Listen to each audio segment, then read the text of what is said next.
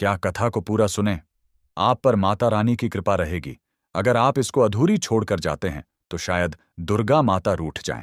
भारत की पवित्र भूमि पर बसा था एक छोटा सा गांव, जैन। यह गांव जितना शांत दिखाई देता था, उतने ही मौन में यहां कई पीड़ाएं छिपी हुई थीं। इसी गांव में एक साधारण सा घर था, जहां रहते थे रामदास, उनकी पत्नी गीता और उनकी इकलौती पुत्री सरस्वती। रामदास परिश्रमी था, परंतु भाग्य उसका साथ नहीं दे रहा था। गीता संस्कारी थी, सहनशील थी, पर हर दिन तानों और अपमान के कांटों पर चलती थी। का दिन सूर्योदय से पहले शुरू होता।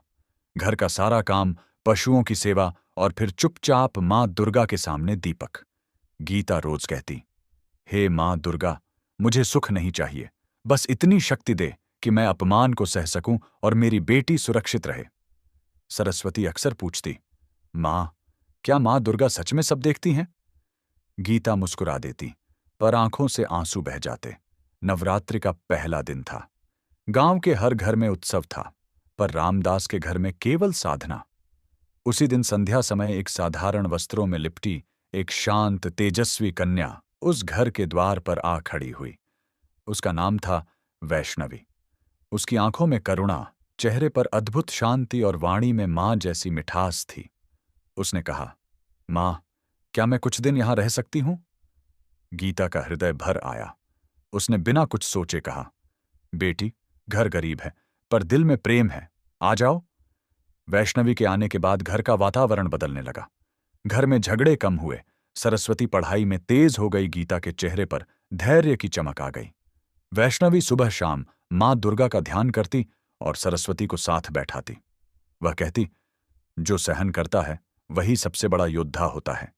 गांव की कुछ स्त्रियों को यह सब अच्छा नहीं लगा। उन्होंने कहना शुरू किया, पता नहीं कौन है यह लड़की, कहीं कुछ गलत तो नहीं। एक दिन घर से अन्न गायब हुआ। दोष गीता और वैष्णवी पर डाल दिया गया। रामदास भी मौन रहा। गीता टूट गई। उस रात वैष्णवी बोली, मां, अब समय आ गया है, मैं तपस्या करूंगी, सच्चाई स्वयं प्रकट होगी। नवरात्रि के 9 दिन वैष्णवी ने अन्न और जल त्याग दिया। वह केवल मां दुर्गा का जाप करती रही। 9वें दिन रात्रि को आकाश में बिजली चमकी, दीपक स्वयं जल उठे। घर प्रकाश से भर गया। वैष्णवी के चेहरे से तेज फूट पड़ा। उसकी वाणी गूंजी, मैं कोई साधारण कन्या नहीं, मैं मां दुर्गा हूं। गीता की तपस्या और सहनशीलता मुझे यहां ले आई। सब भय और श्रद्धा से कांप उठे। मां ने कहा, जो नारी का अपमान करता है वह जीवन में कभी सुखी नहीं होता, और जो सहती है वही मेरी सबसे प्रिय होती है। मां दुर्गा ने गीता को सम्मान दिया, रामदास को विवेक दिया, सरस्वती के मस्तक पर हाथ रखकर कहा, यह कन्या ज्ञान और यश प्राप्त करेगी। इसके बाद मां दिव्य प्रकाश में विलीन हो गईं। उस दिन के बाद रामदास का घर बदल गया। गीता का सिर ऊंचा हुआ और सरस्वती हर दिन मां दुर्गा का दीप जलाने लगी। तो भक्तजानों, आपको इस कथा से आपको यह सीख मिलती है, मां दुर्गा केवल मंदिर में नहीं, हर उस घर में आती हैं जहां धैर्य, तपस्या और नारी का सम्मान होता है। आपका एक लाइक हमारी एक और भक्ति कथा का आधार बनता है। आपका एक सब्सक्राइब मां दुर्गा की